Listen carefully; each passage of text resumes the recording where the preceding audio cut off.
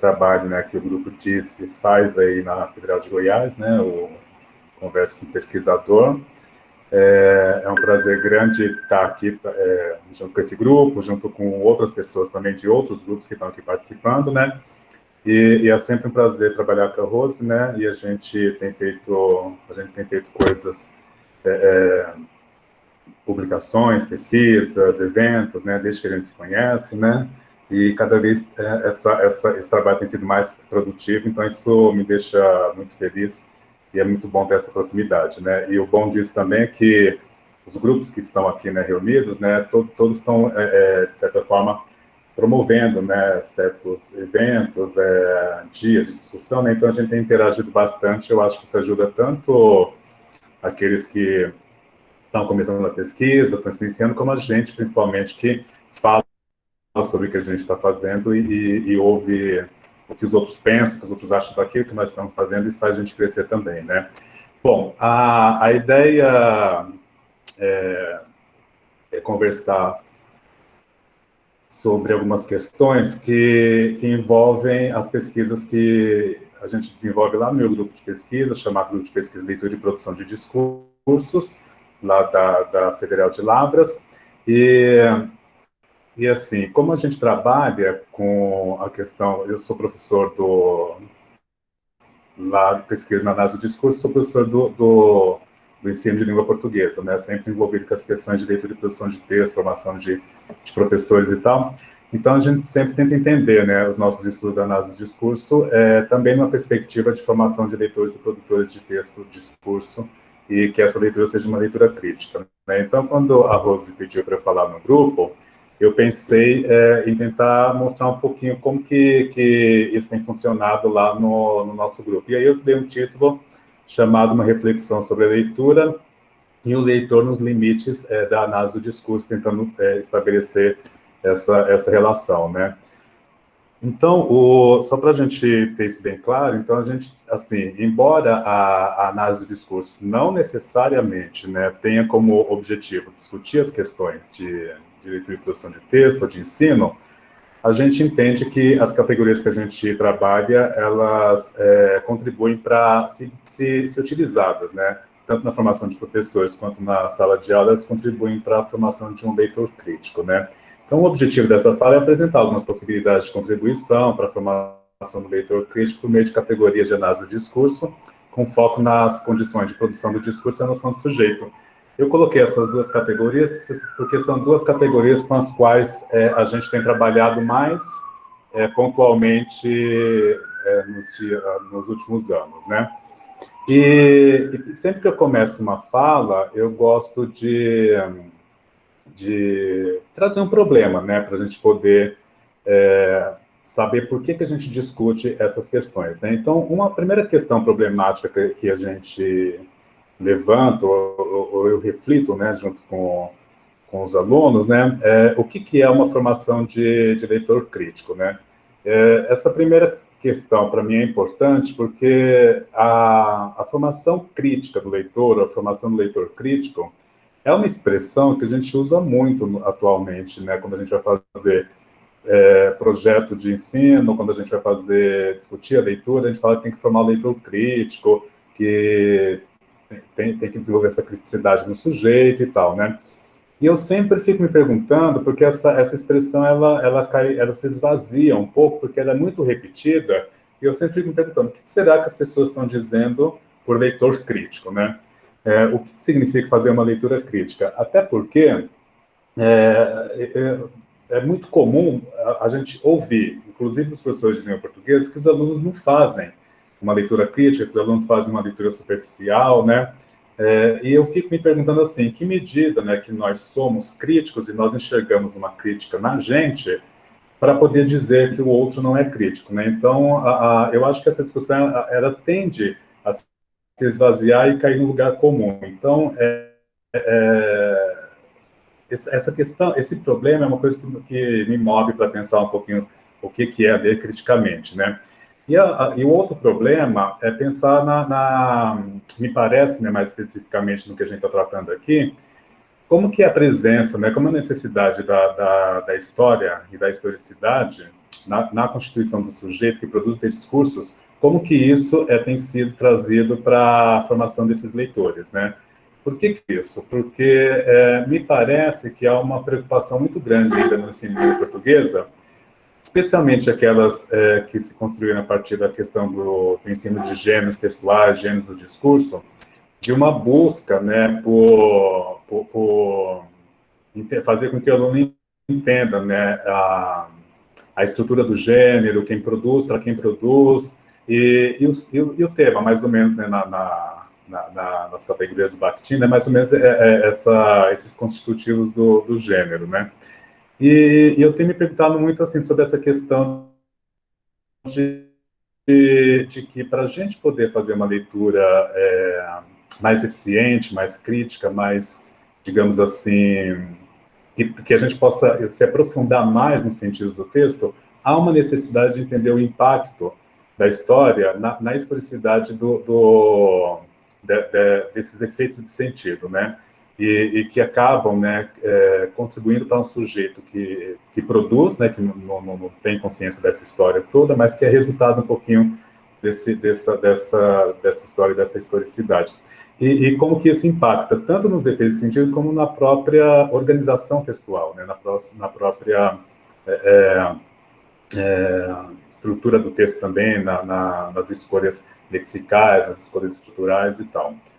Eu coloquei aqui uma projeção de interlocução só para que todo mundo entenda que quando eu estou aqui falando, eu estou pensando em pessoas que estão me ouvindo e estão, assim, se formando como professor de língua portuguesa e também pessoas que pesquisam diversas áreas. Então, eu vou tentar não ser, por conta de, assim, extremamente teórico, mas tentar lançar mão de exemplos, de materiais dos quais a gente possa pensar melhor para poder para que faça sentido isso aqui que eu estou tentando trazer nessa discussão, né?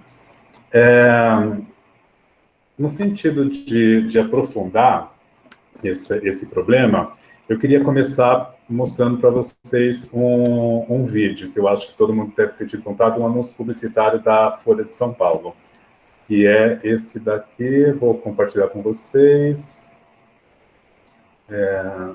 Acho que todo mundo tem acompanhado uma discussão que a Folha de São Paulo tem trazido sobre a questão de trazer à tona o que foi a ditadura, o que foi essa fase da ditadura militar, especialmente para poder se colocar frente a um autoritarismo que vem sendo cada vez mais fortalecido aí no governo, nas ações do governo. Então, está tendo um enfrentamento muito grande aí entre algumas mídias. A atual democracia brasileira. E aí a Folha de São Paulo, ela lançou esse vídeo, deixa eu ver se eu consigo aqui. Ela lançou esse vídeo há alguns meses. Eu vou tocar, espero que dê certo aí para todo mundo ouvir. A atual democracia brasileira tem 35 anos. Mais da metade dos eleitores tem menos de 40 anos. E a Folha vai fazer 100 anos. Por isso, nós vimos e nunca esqueceremos os horrores da ditadura e sempre defenderemos a democracia. Folha de São Paulo, use amarelo pela democracia. Bom, eu não sei se todo mundo chegou a ter contato com esse vídeo e com essa propaganda, mas, assim, na medida em que a gente vai tendo um governo, né, se a gente pensar nas condições atuais, né, para pensar um pouquinho, fazer uma leitura desse anúncio publicitário, a gente vem vivendo uma escalada, né, de autoritarismo grande nos meios políticos, e essa escalada ela vem organizando, de certa forma, grupos que se opõem cada vez em grupos mais caracterizados, né? Digamos assim, pela democracia, e grupos por uma ditadura, que se defende uma ditadura, que defende um governo autoritário. Essa relação, tem alguns órgãos, né, da imprensa, eles vêm se posicionando do lado, né, de uma democracia, do lado de um grupo que se coloca contra um governo autoritário. E essa campanha da Folha, que tem alcançado também outros, outras mídias, né, tidas, né, também como mídias que não necessariamente defende a democracia na mesma perspectiva que uma, digamos assim, que uma esquerda tradicional, mas vem se comportando para poder falar desse lugar contra a autoritarismo, a escalada de autoritarismo, só que também traz, por conta de algumas campanhas, de algumas manifestações a favor da volta da ditadura, da intervenção militar, também traz uma interlocução com esse tempo histórico da nossa ditadura, né? E aí esse anúncio publicitário, ele acho que foi lá no comecinho de uma campanha que a Folha começou a fazer para discutir a questão dos efeitos da ditadura, trazer a percepção que eles tinham da ditadura na época para as pessoas que hoje têm pouco contato com isso e às vezes na cabeça deles, né, na perspectiva deles, vem trazer isso à tona para que as pessoas entendam o que é que foi a ditadura e por que a gente tem que se posicionar contra ela, né? E aí, a partir desse vídeo, a Folha de São Paulo começou a fazer uma série de cursos, de matérias, de reportagem, falando sobre isso e tal, inclusive fazendo uma campanha, né, maluca para a gente usar o amarelo e, de certa forma, nesse momento, meio que representa um grupo oposto ao que eles defendem, né? Bom, se eu penso num leitor, para ler um leitor construindo sentido para esse anúncio publicitário, do ponto de vista das condições imediatas, são essas condições que a gente tem hoje, as pessoas elas podem fazer uma leitura ou bastante superficial, né, entender que é um anúncio publicitário, contando um pouquinho rapidamente a história da Folha, né, e, e aí não, tudo. Rosa, eu vou voltar para lá, tá? É que eu estou só fazendo um preâmbulo aqui antes de ir para o próximo slide, tá? Mas está ouvindo bem, né? Porque eu não estou vendo mais ninguém aqui. Não, Tá. não, eu tô ouvindo bem, Márcio. É que como eu estou gravando e eu estou com a impressão que, em vez de compartilhar a apresentação, eu tenho a impressão que você compartilhou a tela, porque para mim aparece todo mundo, você pequenininho e a sua apresentação ao lado. Por isso que eu fiz aquela pergunta. E aí, quando eu tentei fixar e mudar os jeitos de apresentar, continua assim. Acho que é porque você está compartilhando a tela, né? Isso, eu estou compartilhando a tela. Então, em algumas vezes eu vou para o PowerPoint, outras vezes eu vou voltar para essa tela mesmo, tá? Então, tá é só para ver. Aliás, deixa a sua câmera aberta, porque assim pelo menos eu vejo alguém aqui na frente se movimentando e fazendo e me mostrando umas reações faciais, né, que ajuda. Eu estou aqui anotando já. Bom, então voltando, né, aí essa questão dessa leitura pode ser uma leitura, como eu falei, imediata, né, entendendo a própria narrativa que o jornal, que o anúncio publicitário traz, e pode ser um pouquinho mais profundo, entendendo as questões sociais que estão colocadas hoje, e a relação entre os sujeitos que estão colocados nessa propaganda, justamente pensando nas condições políticas, entendendo quem são quem está interagindo, né, nesse anúncio, né? E aí a Folha se sente, de certa forma, como está bem fincada nessa questão do contexto atual, ela se sente bastante tranquila para construir uma proposição assim. A Folha tem 100 anos. Ela viveu a ditadura, portanto, ela diz que muitos leitores têm menos de 40, então que ela entende bem os horrores da ditadura. Então, essa proposição, quando a gente lê, ela revela que a Folha, dentro da perspectiva histórica, ela tem ela se posiciona num lugar totalmente ligado àqueles sujeitos que questionam, que se opõem, que inclusive traz uma certa onipresença histórica aí, né, que a Folha entende todos esses processos históricos, sabe muito bem como se posiciona e é um órgão democrático e tal. E aí, se a gente pensar na questão do leitor, a gente não tem elementos, num primeiro momento, para pensar a questão histórica que está, algumas questões históricas, né? Mas eu queria trazer só um ponto para pensar por que é importante a gente entrar nessa discussão das condições históricas de produção, porque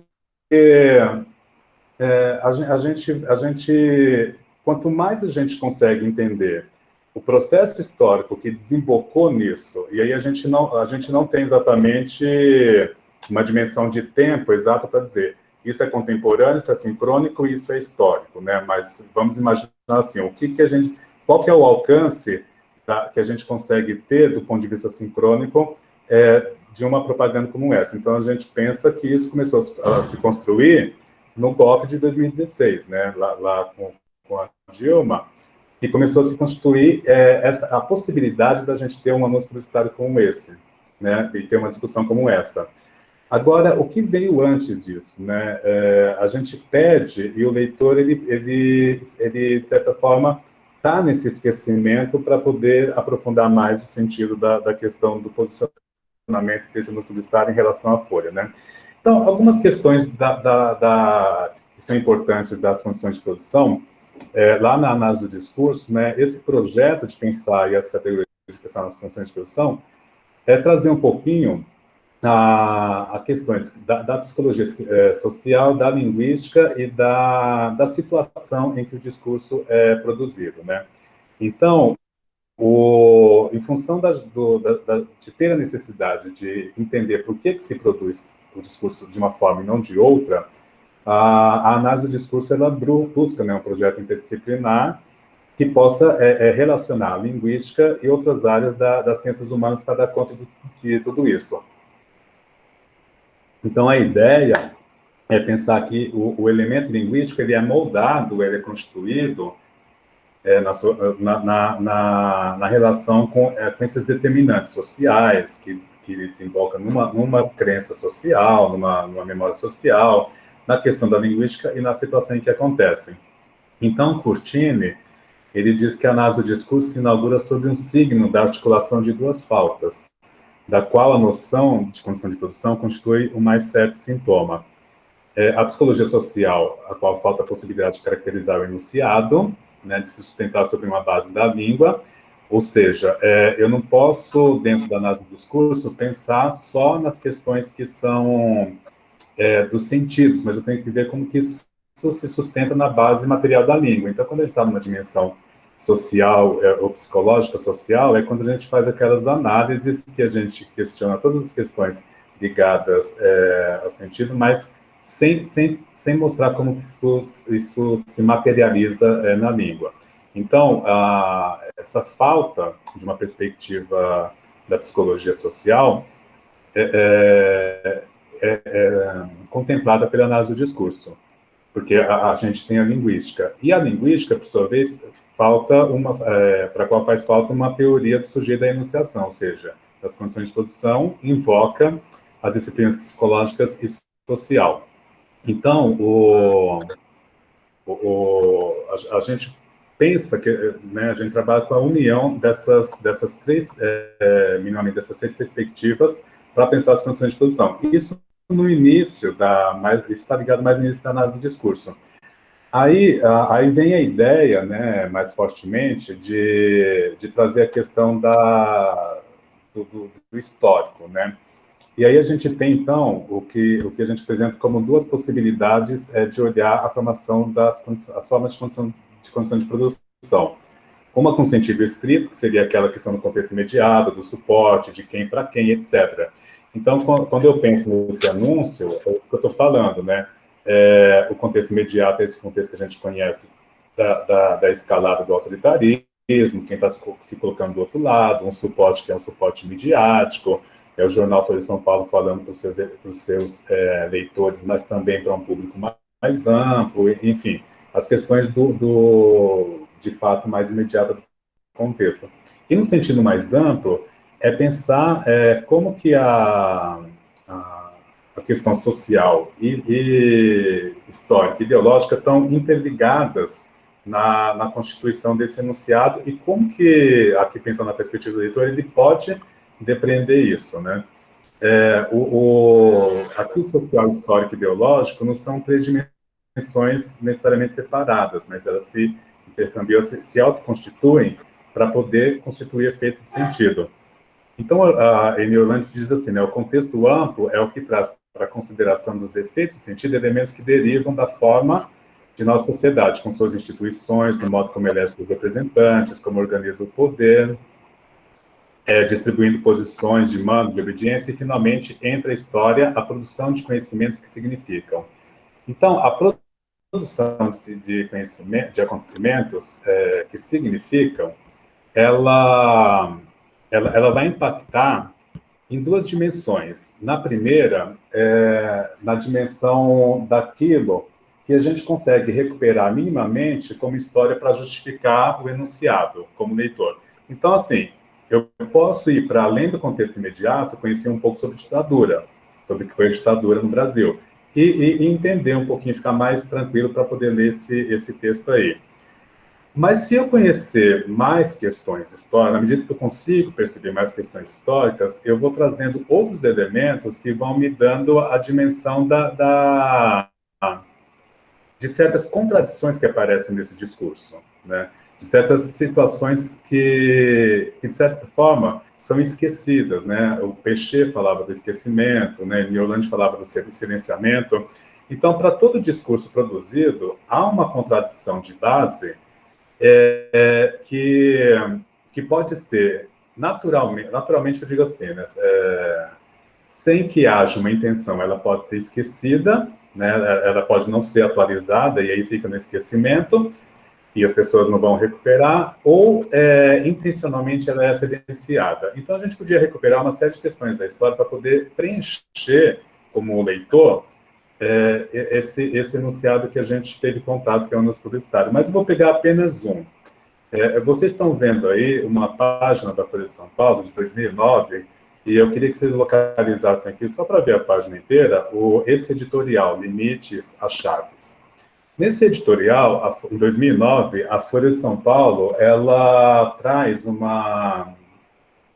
ela vai falar, o Hugo Chávez, lá da Venezuela, tinha acabado de se reeleger, e a Folha de São Paulo vai se posicionar contra a legitimidade dessa eleição. E vai discutir que está havendo uma escalada, que está havendo nessa época uma escalada lá na Venezuela, caminhando para uma ditadura. E aí a Folha vai comparar algumas ditaduras para dizer assim, existem ditaduras que são pesadas e existem ditaduras que não são tão pesadas. E aí, em certo momento, nesse editorial, tem uma parte, eu peguei aqui só um parágrafo, que a Folha diz assim, falando dessas diferenças de ditaduras. Mas se as ditabrandas, caso do Brasil de 64 a 85, partiam de uma ruptura institucional e depois preservavam e implantavam formas controladas de disputa política e acesso à justiça, o novo autoritarismo latino-americano, inaugurado por Fujimori no Peru, faz o caminho inverso. Então, a Folha de São Paulo, em 2009, ela estava fazendo uma releitura da ditadura no Brasil, dizendo que nós não tivemos uma ditadura, mas uma ditabranda. E uma ditabranda que parte, né, de uma ruptura institucional, mas que preserva, de forma controlada, a disputa política, né, e o acesso à justiça. Então, assim, a Folha está dizendo assim, de certa forma, a gente tinha a vivência política, como tem uma democracia, mas com uma certa forma de controle. E também havia justiça com uma certa forma de controle. Isso, para elas, caracterizava uma ditabranda. Esse editorial causou uma revolta em parte dos leitores da Folha, porque caracterizava o Brasil, o que teve no Brasil não como uma ditadura, mas uma ditabranda. E aí, essa contradição na história começa a fazer a gente repensar o que a Folha está dizendo quando ela diz que ela conhece os horrores da ditadura no Brasil. Né? Porque, em certo momento, a Folha não reconhecia dessa forma. E aí, essa discussão da Tita Branda, ela se alastrou por mais ou menos um mês na Folha de São Paulo, porque alguns leitores mandavam cartas para a Folha de São Paulo e debatiam isso na sessão de cartas do leitor, né? E houve especificamente um dia em que, na sessão de cartas do leitor, alguns professores, né, conhecidos na área do direito, na área da sociologia, publicaram algumas cartas, e dentre essas cartas tinha uma que se colocava contra a fala desses professores, condenando a Folha pelo uso do termo dita branda. E um desses leitores se chamava Paulo Marcos Luzgosa, capitão de mar e guerra reformado. E ele diz assim, criticando uma das pessoas que mandou uma carta para a Folha criticando o uso da dita branda. Né? Esse Paulo Marcos, ele se posiciona do lado da Folha de São Paulo. Então ele diz assim, com certeza o leitor Sérgio Pinheiro Lopes não entendeu o neologismo dita branda, pois se referia ao regime militar que não colocou ninguém no paredão, nem sacrificou com pena de morte intelectuais, artistas e políticos como fazem as verdadeiras ditaduras. Quando muito foram exilados e prosperaram no estrangeiro, socorridos por companheiros de esquerda por seus próprios méritos.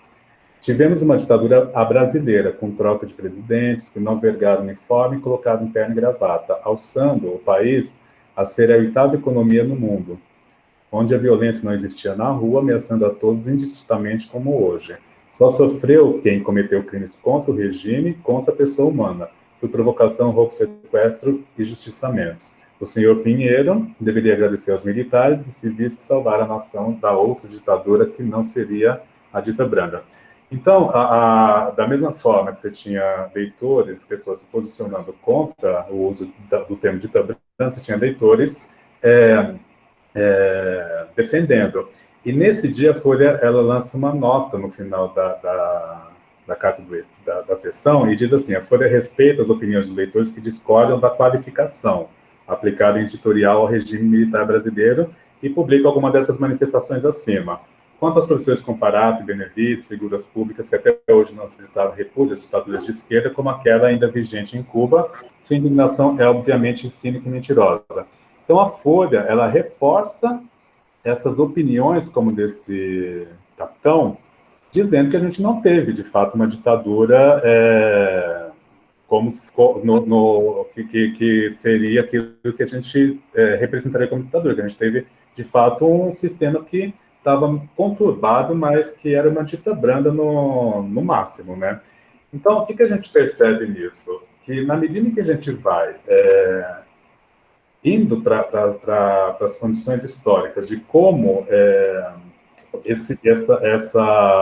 de como essa situação de hoje ela se coloca, ela não está ligada só a um momento de instabilidade política a partir de 2016 ou a partir da eleição de 2014. Ela é anterior.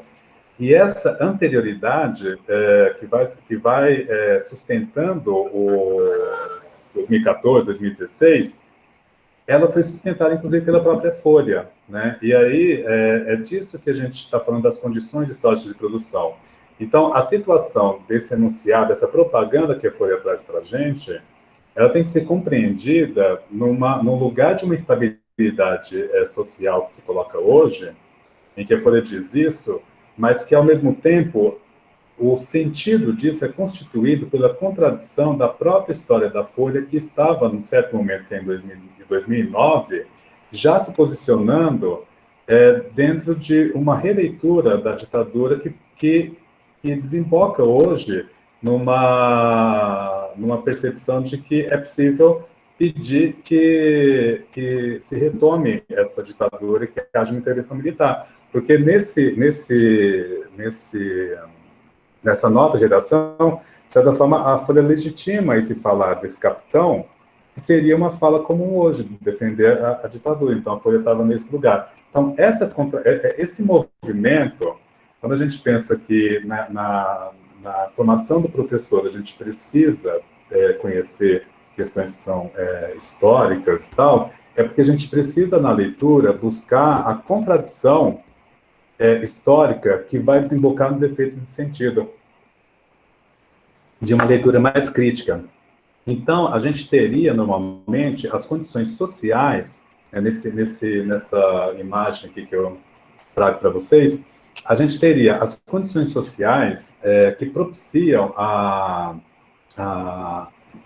construção de enunciado, né? Então, aquilo que a gente estava falando. Quando eu leio um enunciado, como leitor, eu posso recuperar as condições sociais e, de certa forma, históricas, digamos nessa parte aqui, acho que todo mundo vê a minha setinha aqui, ó, nessa parte aqui, que seria aquilo que está mais evidente para pensar a leitura desse enunciado. Quando a gente consegue acessar conhecimentos históricos, a gente consegue trazer a contradição na base da constituição desse enunciado. E essa contradição é que vai constituir a historicidade desse enunciado que vai desembocar nesses efeitos de sentido.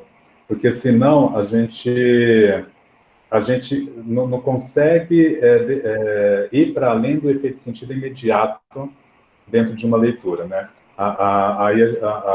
Por isso que, assim, né, quando a gente vai trabalhar, seja na aula de língua portuguesa, seja no curso de letras, a necessidade, né, de compreender esse processo histórico e de historicidade, e como isso constitui o sujeito, é importante para a formação crítica, porque quando a gente fala de formação crítica, a gente tem que saber o que a gente está falando, que propósito que a gente está fazendo para formar o sujeito, o leitor crítico, né?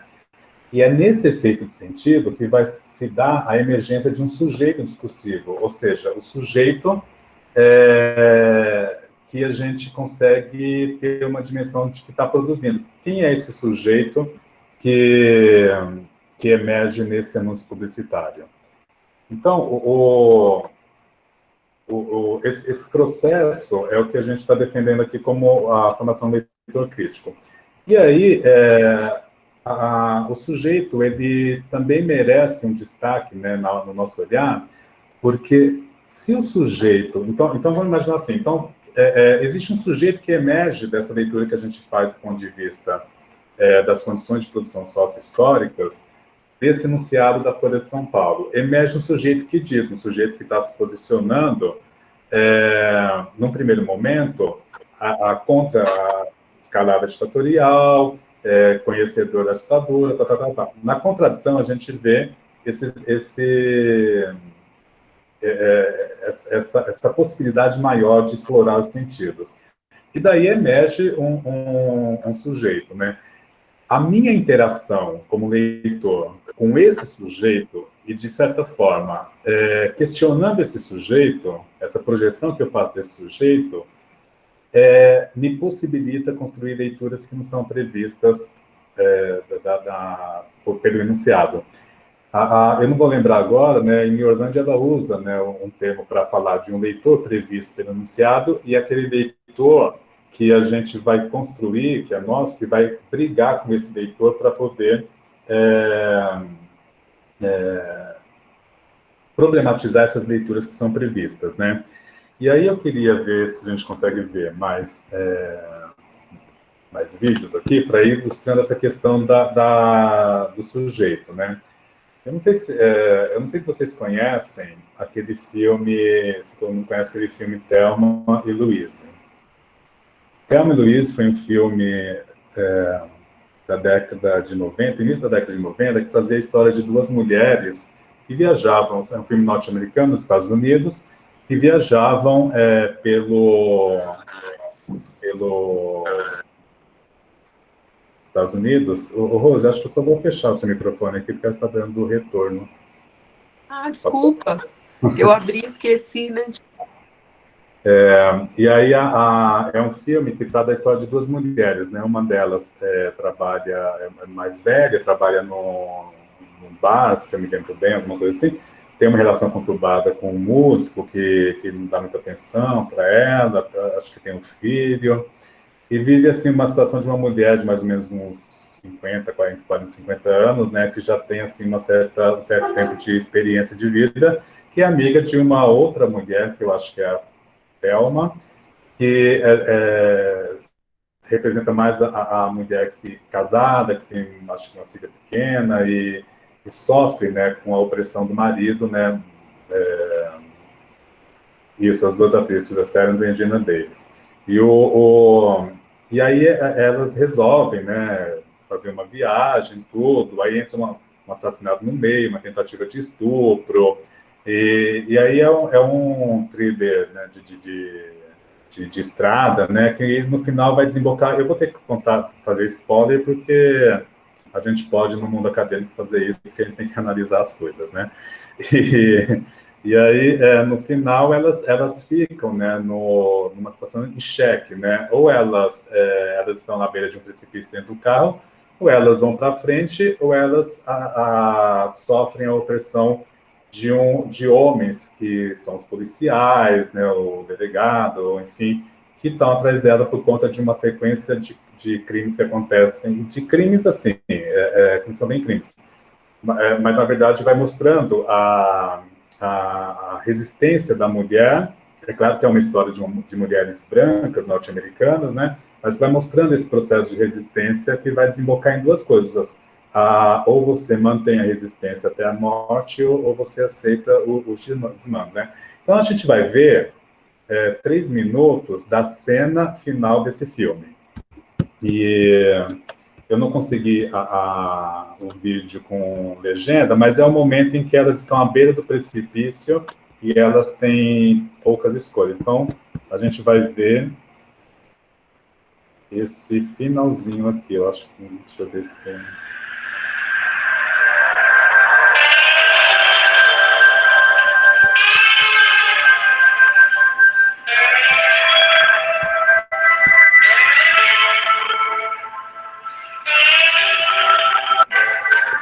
Eu acho que passou... Só um minutinho, acho que passou o vídeo aqui.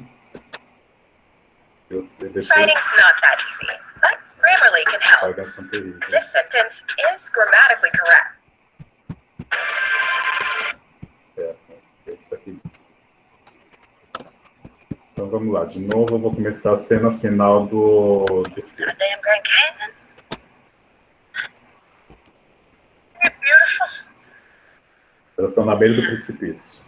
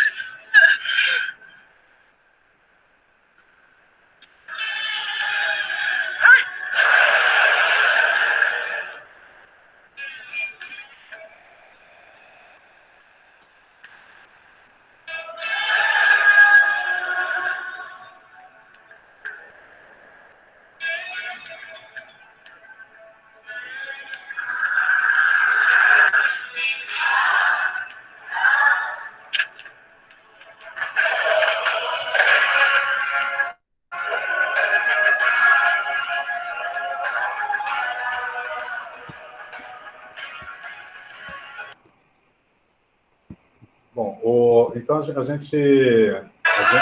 vê aí uma... Deixa eu só voltar aqui. Bom, então a gente viu a cena final do filme, né? São duas mulheres, né? A gente vê bem na disposição do cenário, né? Como que representa a questão da opressão do homem sobre as mulheres, né? Então, assim, são duas mulheres que elas dão as mãos e vão juntas, né?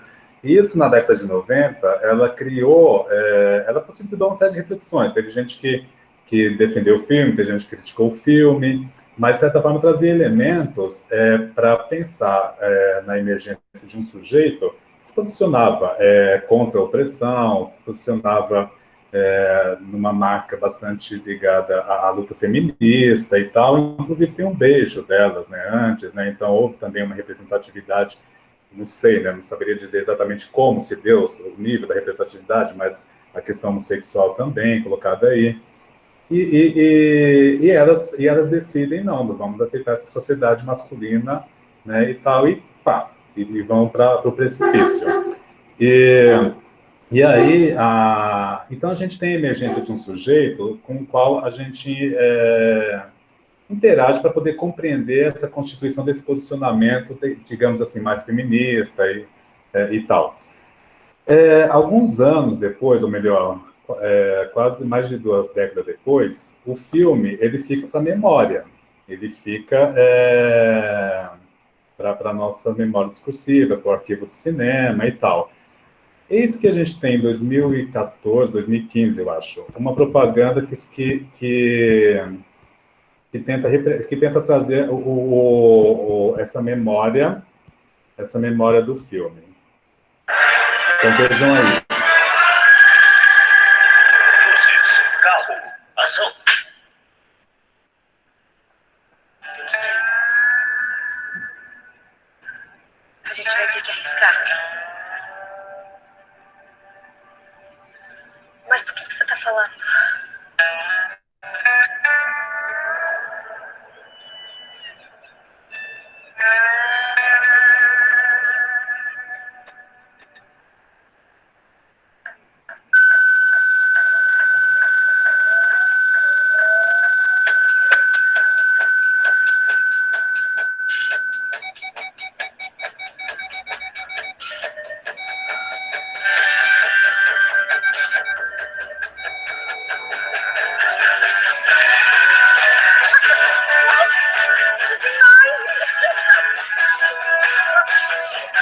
Dirija as melhores cenas da sua vida.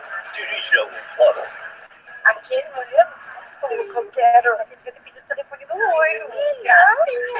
Ó, você me lava essa mão antes de encostar no meu carro.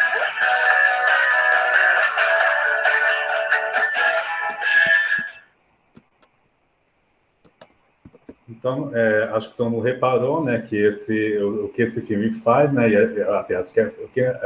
o que essa propaganda faz, né, que é uma coisa terrível, né, com a memória, né, do que a gente tem, né, sobre a relação com o filme primeiro, né.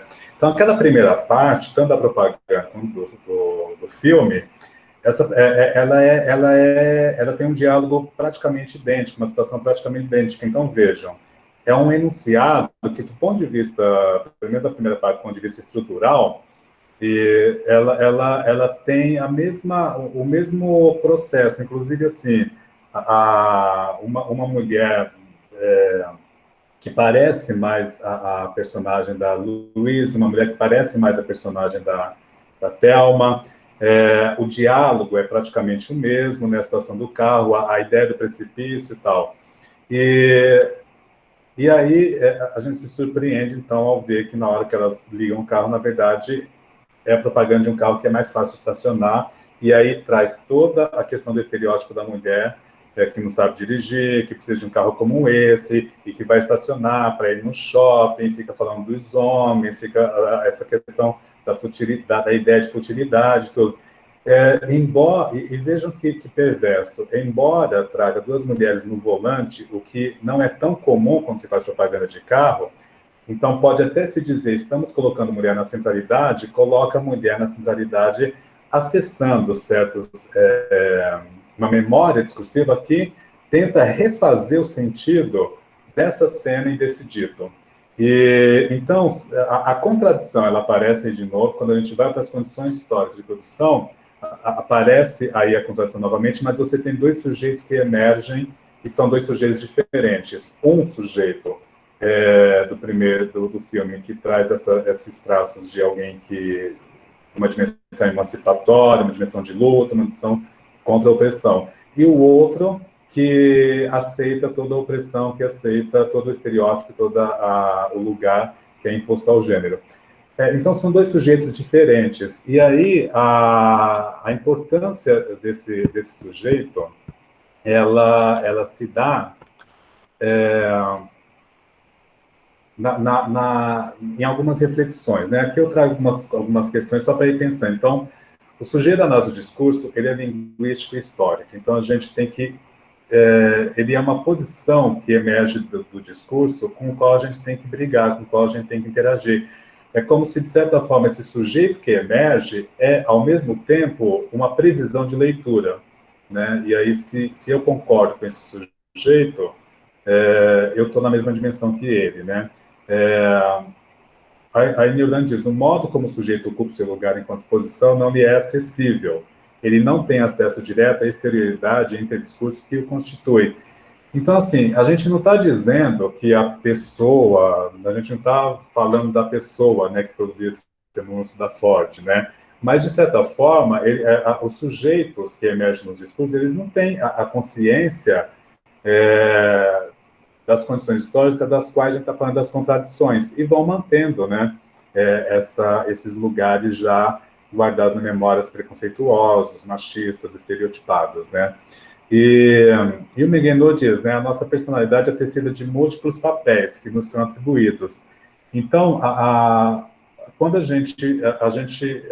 quando emerge um sujeito ligado a um papel de anúncio de publicitário, ele vai assumir certos lugares de dizer também, né? Então, ele não vai problematizar a contradição, não vai fazer o rompimento, não vai criar o rompimento, mas a manutenção. Às vezes, até parecendo subverter, porque coloca duas mulheres, mas os papéis determinam. Então, a gente tem papéis que emergem de um papel de um sujeito machista, de um sujeito violento, de um sujeito opressor, de um sujeito que vende, enfim, uma série de papéis que vão constituir esse sujeito e que são papéis dispostos na nossa história, né? E aí, chega num ponto que eu acho crucial, que é o posicionamento e a adesão, o posicionamento que esse sujeito assume, né? Então, o coenunciador, aí o coenunciador tem referência ao sujeito, digamos assim, que lê, que é alvo da propaganda, né? Ele não adere apenas a uma opinião, mas a um posicionamento de enunciador que revela um modo de se inserir no universo discursivo. Por isso, aqui é um texto de um trabalho, né? A noção do posicionamento ganha centralidade, assim como a de adesão, que é a sua outra face. Pelo processo de adesão, é que o enunciador assume traços idênticos ao posicionamento do enunciador em maior ou menor escala. Então, essas condições históricas que constituem os enunciados e que faz emergir dali um sujeito, vai constituir o posicionamento que esse sujeito ocupa na sociedade. Esse posicionamento é um lugar discursivo social, sociodiscursivo, que vai ser constituído pelo interdiscurso. Então, como eu falei, naquele posicionamento estão ligados uma série de interdiscursos que são acessados, desde o próprio filme até como eu falei, um interdiscurso machista, um interdiscurso violento, opressor e tal, e que vão compor essa posição, esse posicionamento. E a adesão é esse outro lado que vai, seria o leitor, aderindo a esse posicionamento em maior ou menor escala, mas que, de certa forma, ao aderir, não assume só uma opinião, ele assume um modo de existência no mundo, que perpetua, né, os traços estereotipados que estão naquele anúncio publicitário. Então, aqui, só para a gente entender, né, a gente tem um posicionamento que seria esse círculo maior. Dentro desse posicionamento, né, o sujeito, que emerge no enunciado, ele ocupa. O seu leitor, o seu ouvinte, o sujeito que a gente imagina ser o leitor, ele está, na medida em que ele não lê criticamente, ele está circulando nesse mesmo lugar pelo processo de interação. E essa adesão é o que faz perpetuar e, portanto, as mesmas leituras, né? As mesmas leituras vão se perpetuando. Então, se a gente pegar tanto o primeiro anúncio publicitário da Folha quanto o segundo, na medida em que a gente não forma um leitor que possa trazer essas contradições históricas para a leitura, ele não tem como ser um leitor crítico, porque ele vai ler do ponto de vista imediato, e do ponto de vista imediato, o nível de profundidade de problematização dos efeitos de sentido podem estar comprometidos. E aí, para ir caminhando para o final, né, então, em função desse trajeto que a gente faz, como é que a gente pensa a questão da leitura e do leitor e da leitura? Então, ter conhecimento da forma como se constrói sentidos é poder criticar esses mesmos sentidos. Ou seja, eu construo sentidos por meio, então, das condições sociológicas de produção e pela minha interação com o sujeito. Eu preciso ter consciência desse processo para eu poder entrar no embate desses sentidos com os quais eu interaja. Então, logo, concluímos que o leitor eficiente e crítico é aquele que tem conhecimento do seu próprio processo de leitura, e esse conhecimento passa pela noção e pelo trabalho com o enunciador, e aqui com ética discursiva, que constrói para si, porque é um trecho tirado de um livro, de um trabalho sobre o ethos, mas, assim, passa por esse trabalho que a gente tem que ter com o sujeito, com as condições de produção, a partir dessas categorias da análise do discurso, né? Então, eu sempre penso que quando a gente ouve a leitura de alguém, a gente tem que trazer para esse alguém, como professor, a consciência de como ele chegou a esse ponto, né? Para ele entrar em conflito com essa própria leitura que ele faz e tentar ir buscar outros elementos que ele possa trazer para o embate, para poder aprofundar e ter uma leitura mais crítica, né? E aí, a leitura não está no texto, mas na memória das pessoas. Então, não há como problematizar o texto, mas as leituras feitas a partir dele. Logo, são dessas leituras construídas pelas pessoas que o professor deve partir metodologicamente, pois, ao incluir a leitura do sujeito, é ele que incluímos. Ou seja, o seu jeito de olhar o mundo, suas representações, seus conceitos, e é isso que se precisa problematizar, e não o texto. Aqui é uma fala mais radical, né, que não é o foco dessa discussão, né, mas, assim, eu sempre defendi que, do ponto de vista pedagógico, a gente não pode problematizar o texto, mas as leituras que se fazem do texto, porque são os seus processos de construção de sentido que os alunos precisam conhecer. E é a partir das leituras que são feitas que eu posso problematizar e me aprofundar. Muitas vezes na escola, o professor ele fica tentando entrar para o texto e tentar discutir o texto, e não o que lê, os efeitos de sentido que o texto provoca. Então, as leituras que são feitas são o objeto, são os efeitos de sentido com os quais a gente tem que trabalhar e que a gente precisa problematizar. Então, a busca, né, quando eu penso assim na formação do professor, eu acho que é esse caminho que a gente tem que pensar, pelo menos é o que a gente defende, né? Então, a gente viu um trajeto de pensar o que é formar um leitor crítico, que formar leitor crítico e ser crítico não é só pensar nos alunos, mas como nós, professores, também somos ou não críticos. Então, eu acredito que o desenvolvimento do leitor crítico tem que se dar na graduação também, nas várias modalidades, né? Porque você precisa formar esse aluno que vai ser professor e que não vai ficar dizendo que o outro não é crítico, mas ele é. Então, em que medida que ele é? E a gente precisa ter modéstia, humildade para poder pensar isso, né? Se nós somos críticos mesmo para ficar julgando. E como se dá essa criticidade, né? Como é que é esse processo que a gente pode ser? Tem vários processos. Aqui eu estou apresentando uma possibilidade pelas contribuições da análise do discurso. E aí aqui são as referências, né, com as quais eu trabalhei, né? Eu curti alguns trabalhos que eu tenho publicado, Menguenot e Newland, que eu usei para pensar mais pontualmente esse trabalho.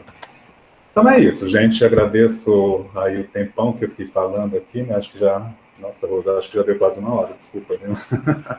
Então é isso. Aí, como o título é Conversa com Pesquisador, a gente pode conversar agora. Obrigado. Bom, Márcio, acho melhor você parar de apresentar para a gente poder te ver, né? Porque semana passada, na semana lá do Só Letras, eu esqueci de parar de apresentar, fui até o fim. Depois que eu vi a gravação, eu falei, nossa, esqueci, ninguém me avisou. Olha, gente, são tantas questões maravilhosas, tantas questões bacanas assim que você trouxe, né? Eu acho que neste momento em particular, você começar com essa questão, né? Formação de leitor crítico, que a gente e colocar em xeque isso, né, para o professor, inclusive, você terminou colocando isso em xeque, porque todo mundo quer formar um leitor crítico, mas que leitor você é? Que leitor você tem diante de si, né? Eu acho que isso dá uma discussão maravilhosa para a gente encerrar aqui a nossa tarde. Eu vou pontuar algumas coisas que eu acho que bastante relevantes da fala do Márcio para a gente, né, para quem é do grupo, que nós temos revisto e pensado muito nessa questão do processo de interação e dos sujeitos, né, e dos lugares do dizer, e agora que eu chamo de lugares do existir, e como que essas coisas assim, se entrelaçam, e que às vezes você citou Peixe, eu achei fantástico, porque às vezes a gente fica tão longe dele, né, para tentar avançar ou para tentar sermos críticos, né, que a gente acaba, talvez, em certa medida, negando algo que não tem como negar, né? Aí eu tenho não são duas questões, na verdade, são assim inquietações mesmo. Acho que até tem a ver um pouco com a questão que a Márcia colocou para você ali, que eu vi rapidinho, que assim, eu concordo muito com essa...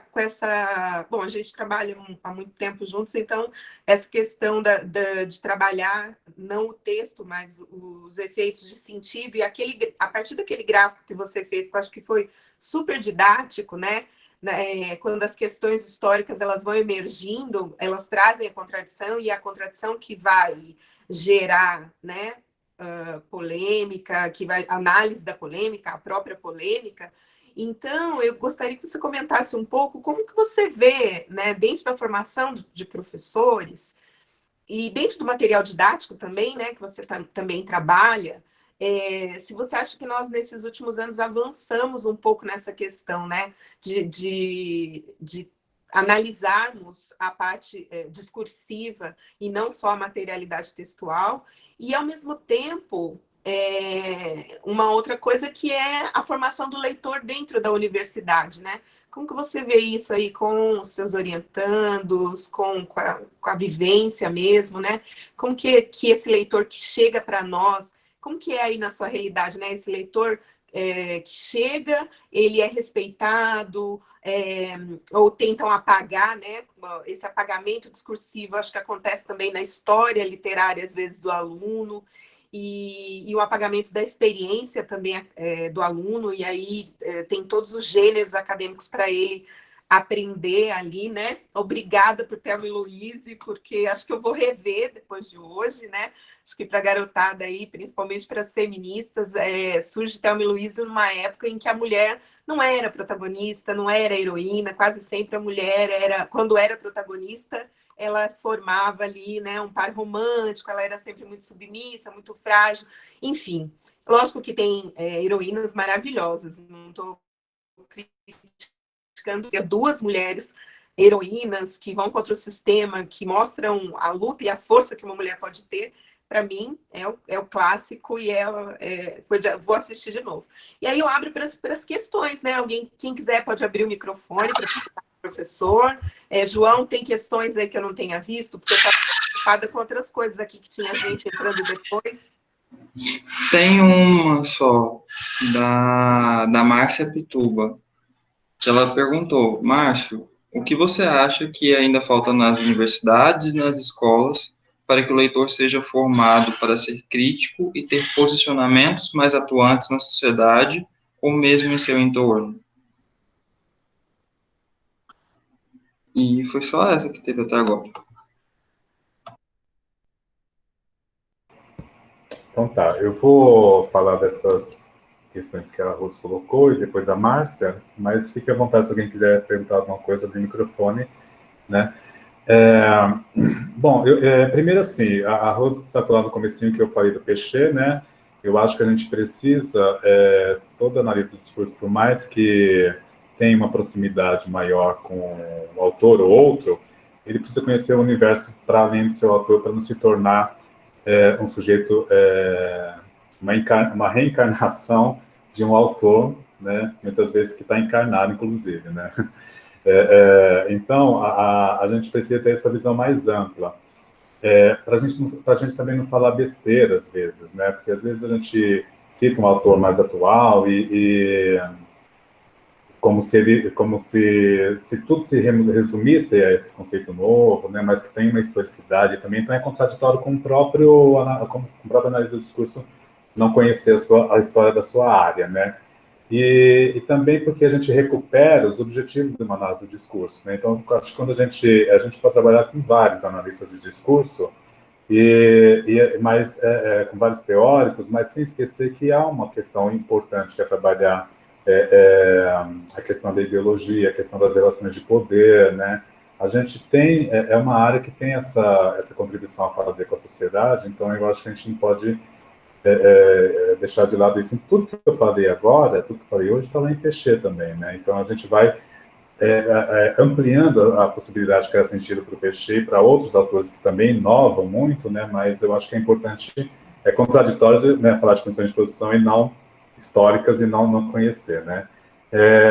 Aí a Rose perguntou se o material didático ele avançou na perspectiva discursiva. Claro, acho que muita coisa se avança, né, no passar do tempo, né? Então, assim, a gente tinha um ensino muito mais voltado para questões gramaticais, estruturais, né, e tradicionais em outros tempos. Então, isso avançou. Mas a gente precisa compreender que o avanço da escola, dos materiais e das políticas, eles se dão a partir de um processo de legitimidade histórica. Então, a gente não vai ter rompimentos. A gente vai ter avanços que não necessariamente vão provocar alguma mudança que possa trazer esse leitor de uma forma tão crítica como a gente coloca hoje, né? Como a gente propõe aqui. Então, a gente tem, por exemplo, o contexto imediato de quem produz, para quem produz, até as expressões de efeito e sentido, elas estão presentes no material didático.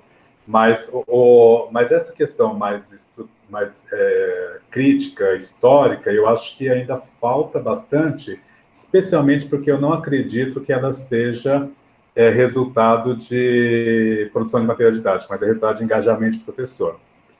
Então, eu acho que houve um avanço para algumas questões sociais, né, de circulação, de leitura e tal, mas não necessariamente para um leitor crítico que entre no embate, porque esse leitor crítico que entra no embate ele é engajado com o que diz e com os sentidos que constrói. Então, é um leitor mais rebelde, digamos assim. Então, isso ainda, a gente vive uma sociedade de controle ainda.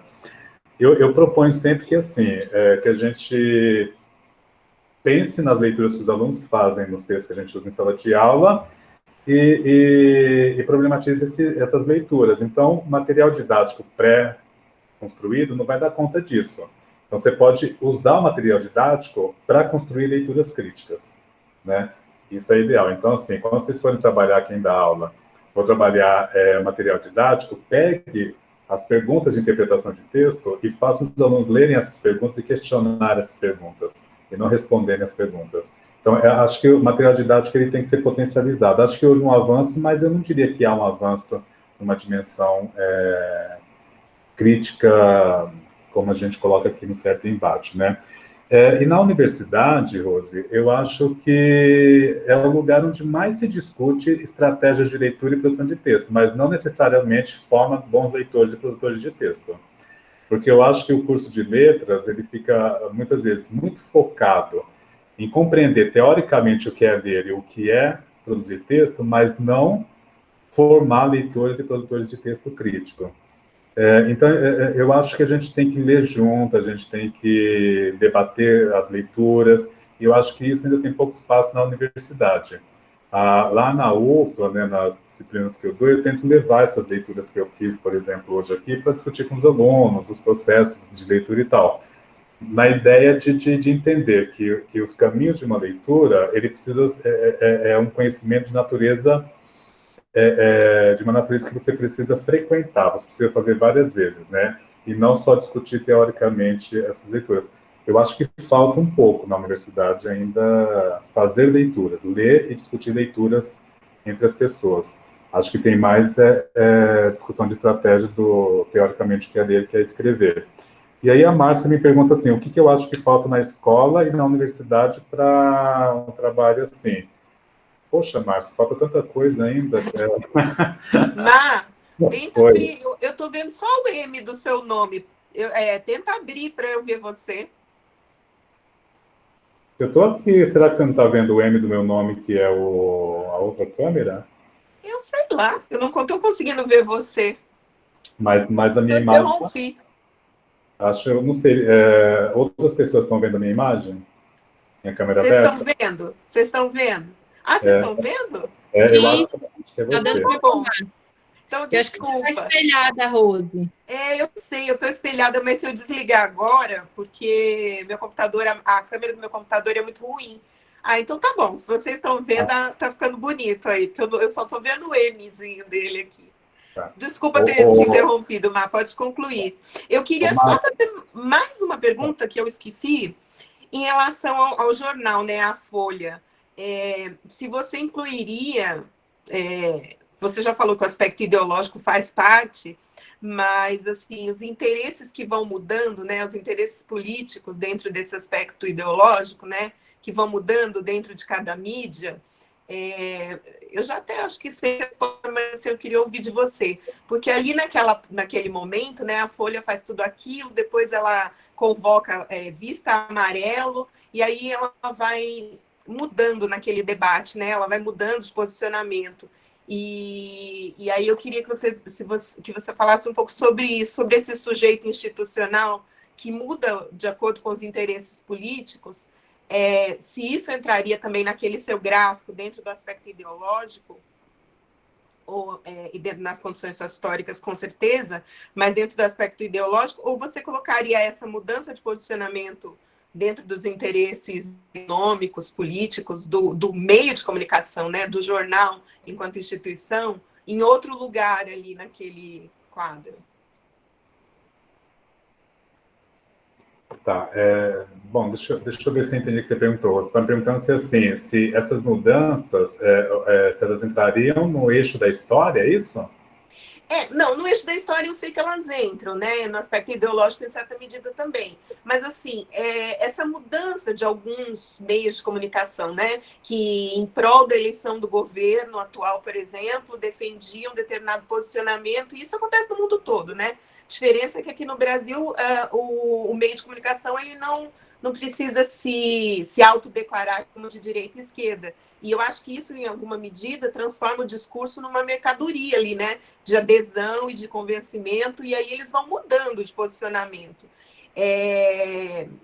Mesmo nesse embate, né, da dita Branda, que tinha todo um objetivo ali, né, político, que a gente sabe, que depois foi mudando, eu queria saber, esse posicionamento político que muda, não em prol efetivamente da ideologia do jornal, mas que muda em alguns meios por conta de dinheiro, né? Por conta da questão econômica mesmo, que a gente sabe que acontece nos meios de comunicação, esses interesses, né, escusos que infelizmente existem na mídia, e que vai fazendo com que, às vezes, o mesmo jornalista escreva textos completamente diferentes, que a gente fica, às vezes, até chocado, né? Onde que você, na instituição Folha ali, né? Na medida em que a Folha vai mudando, ou Veja, sei lá, na medida em que vai mudando de acordo com os interesses econômicos, você colocaria em que parte daquele esquema que você fez? Porque eu acho que isso também é importante, né? É uma questão bem complexa, né? Ou não entra ali, a gente colocaria, né? Fica para a gente pensar e entra em outro lugar. Tá. Mas, assim, são questões complexas que vão criando a dinâmica da mudança histórica, do movimento, dos posicionamentos e tal. E isso também vai ser diferente, vai tomar nuances diferentes dependendo do país, do lugar e tal, né? Mas o que a gente precisa entender que o Brasil, ele é regido, historicamente, por duas coisas. Primeiro, por famílias poderosas, né? Então, o movimento das famílias poderosas do Brasil, desde o Brasil colônia, ele continua. Então, assim, o que a gente vê hoje, se a gente for pegar assim, se a gente entrar a fundo no painel aí das grandes empresas, das grandes famílias, a gente vai vendo que elas estão interagindo entre si lá no Congresso, lá no governo, elas vão se casando, elas vão, né, tudo tá, são famílias que estão. Então, o Brasil ele é estruturado por famílias, né? A gente às vezes confunde, a gente acha que alguém por ser famoso, alguém por ser um novo nome agora, são pessoas que estão no poder, mas não estão. Quem está no poder no Brasil são famílias. E a gente vive uma sociedade de classes. Então, o movimento histórico vai atender esse movimento, né? Se esse movimento ele tem uma plena consciência do que está sendo feito, eu não sei dizer, né? Porque às vezes tem a ver com os esquecimentos. Então, o jornalista, o publicitário que produz, né, o sujeito que emerge, ele está nessa posição do esquecimento. Mas por isso que eu falei que ele é complexo. Ele tem a ver com esquecimento, mas tem a ver com as famílias, mas tem a ver com a sociedade de classes. E essa sociedade de classes determina também o valor da informação, o valor da venda, tudo isso que a Folha precisa recuperar, precisa, né, comandar, precisa estar nesse comando de novo, né? Que de certa forma, ao mesmo tempo, provocou a situação que a gente está hoje e tenta se posicionar contra a situação que a gente está hoje. Então, eu acho que pela complexidade, ela se localiza, ela pode ser atribuída a vários momentos ali daquele gráfico, né? Por exemplo, pensar na questão que vem desde o Brasil colônia, a questão das famílias, pensar na questão historicamente, da sociedade de classes, mas também como essa sociedade de classe hoje, ela se apaga, de certa forma, pela ideia de que você, ao consumir, você tem poder. E aí você se acha da alta classe, né? E sempre tirando de você a consciência de classe. Então, isso também acaba juntando. Então, o jornal e as instituições, elas vão se transformando, esses posicionamentos, em função desse complexo histórico-social. Então, acho que estaria nos dois eixos, né? Mas a gente pode pegar aspectos, né? Pegar o aspecto mais histórico, pegar o aspecto mais social, tal. Mas eu acho que uma leitura mais profunda pega isso junto, né? Eu acho que é importante. Agora, eu não sei se a Márcia queria falar quando ela abriu o microfone, ou era só para responder a pergunta dela mesmo. Mas, vou falar rapidinho. É que, assim, a gente sabe que falta muita coisa, né? A minha realidade é uma realidade mais próxima de pós-graduação. Eu dou aula no curso de especialização, mas eu vou falar sobre tudo isso na próxima semana. E eu sinto, assim, que realmente é a falta de leitura, né? A falta do estímulo à leitura. E eu começo falando sobre o livro, né? Eu dou aula para professoras, em sua maioria pedagogas. Então, assim, eu pergunto: vocês sabem o nome das partes do livro? Porque é exatamente isso que ele falou. Antes de eu falar que ler é bom, eu preciso ser leitora. E quando eu pergunto assim, vocês sabem o nome das partes do livro, lombada, né, guarda, capa, contracapa? Muitas vezes, assim, eu vou te dizer que 90% da sala não sabe.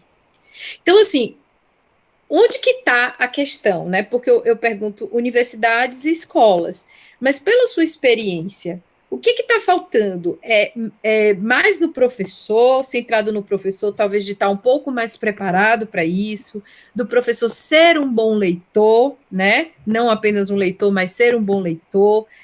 O que falta? O que você acha que falta? Eu sei que é muita coisa, mas eu quero ouvir do pesquisador e do professor Márcio Cano, que eu respeito demais. E parabéns, viu? Arrasou. Obrigado, Márcia. Assim, eu acho que, como eu falei, acho que falta muita coisa, mas é claro que eu vou pegar um aspecto aqui que eu tenho pensado bastante que é importante. Primeiro, assim, nunca esqueçamos da questão das condições de trabalho, né?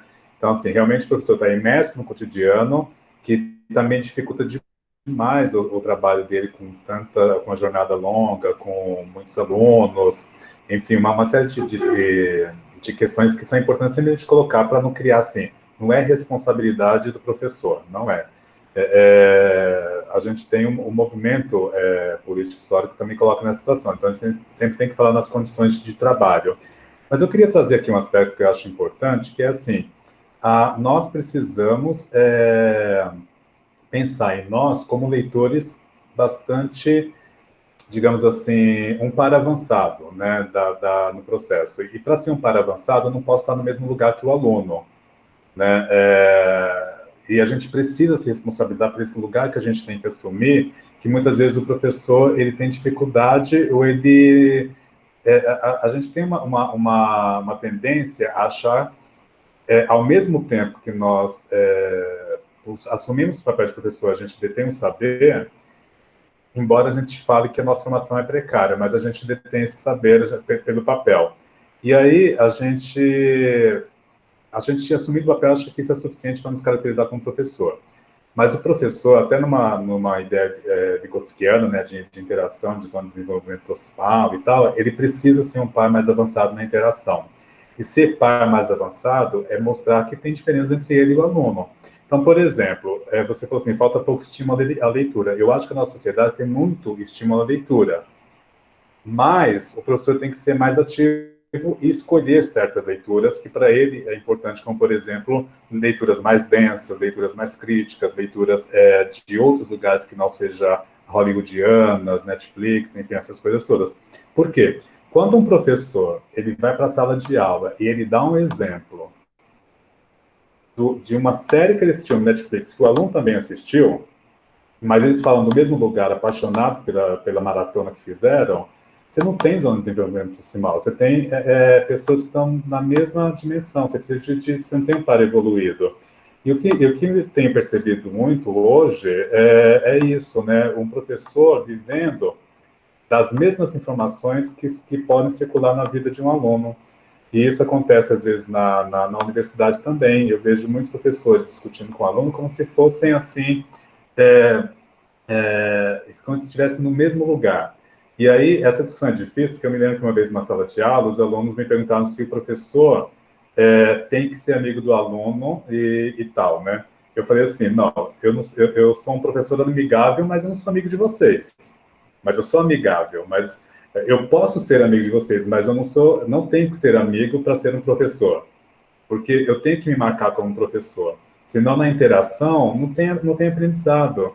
Então, se o aluno ele traz, por exemplo, assim, fala assim, né? Você traz como exemplo uma série para falar de alguma coisa, do Netflix, por exemplo, hollywoodiana, eu tenho que ter um exemplo de uma série israelense, sei lá, uma série de um país da África, uma série para avançar nessa discussão. Então, o que eu acho que eu gostaria de marcar hoje como falta, além de um monte de outras faltas, talvez seja essa percepção que precisa desenvolver na universidade, né? E as pessoas que estão aqui, né, ouvindo, os alunos e tal, as escolhas que eu faço, né, para me caracterizar como professor. Né? Essa coisa da gente ser descolado, de ficar querendo ser um professor super descolado, que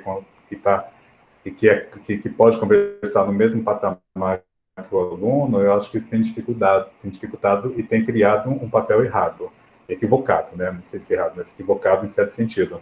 Porque a gente tem que ser amigável, claro, né? Tem que ser amigável, afetuoso, tudo isso. Mas a gente não pode ser igual, né? Não pode ser igual. E eu acho que está correndo o risco de sair da universidade e falar sobre o mundo no mesmo lugar que o aluno fala.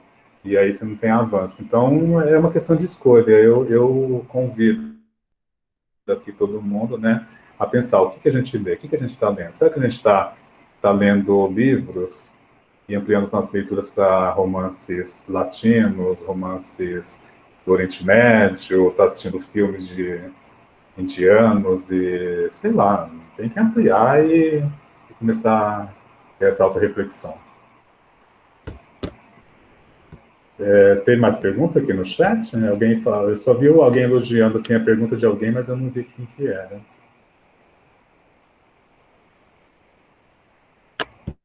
Mas não sei, Rosa, você encaminha aí. Tá fechado, Rosa, esse microfone. Ah, desculpa, gente, estão me ouvindo? Então, eu acho que não tem mais perguntas. O João me disse que ele não poderia ficar mesmo até muito depois, porque ele tem um compromisso à noite, né? Olha, gente, eu acho que todo mundo sai daqui com muito aprendizado. Meu amigo lindo, simpático, doce, assim, a pessoa que eu adoro e que mexeu comigo agora, sabe? Eu estou aqui pensando se quando eu faço as minhas escolhas para levar para os alunos, pensando nessa dificuldade teórica, nesse alcance, se eu faço eles avançarem, ou se eu deveria levar o meu outro repertório para, sabe, sair daqui mexida. E eu gosto disso, eu espero que todo mundo saia daqui mexido e pensando nisso, né? E eu acho que eu sou amigável, né? Que eu fico, depois todos eles ficam comigo como amigos também, mas eu saio daqui mexida hoje, e por várias questões também, que eu vou conversar depois com você em box. E aí, alguém mais para perguntar? Obrigada, Jonatas, que eu vi que entrou, João, que está aí, todo mundo. Tem muita gente também que eu vi do Piauí, que entrou, gente que eu não conheço. Então, muito obrigada, gente. O nosso próximo encontro é semana que vem com a professora Márcia Pituba. Depois eu mando o folder para vocês. Ela também vai seguir uma perspectiva retórica, mas também vai falar de formação de leitores. Nós já temos confirmados a professora Joana Plaza, que é de semântica, tem a professora Isabela Tamazo, que é socióloga e trabalha com antropologia, ela vai falar de lugares para a gente. E temos o professor Jarbas, que vai falar, a professora Carolina Tosi também vai falar sobre literatura infantil. Então, tem muita gente que já confirmou, só não confirmou a data ainda, e nós abrimos muito bem hoje com o meu amigo, com o Márcio, está lindo aí, né? Deixando todo mundo assim de boca aberta em todos os sentidos. Obrigada de novo, Márcio, de coração, por estar sempre disponível para a gente. Eu que agradeço todo mundo, Rose, obrigado pelas palavras. E parabéns pelo trabalho aí, vai ser bem legal esse caminho que vocês estão trilhando aí, porque esse pessoal que vem falar aí para frente é muito bom. Então todo mundo tem que assistir. Parabéns, tá? E abraços e beijos para todo mundo. Fiquem todos bem.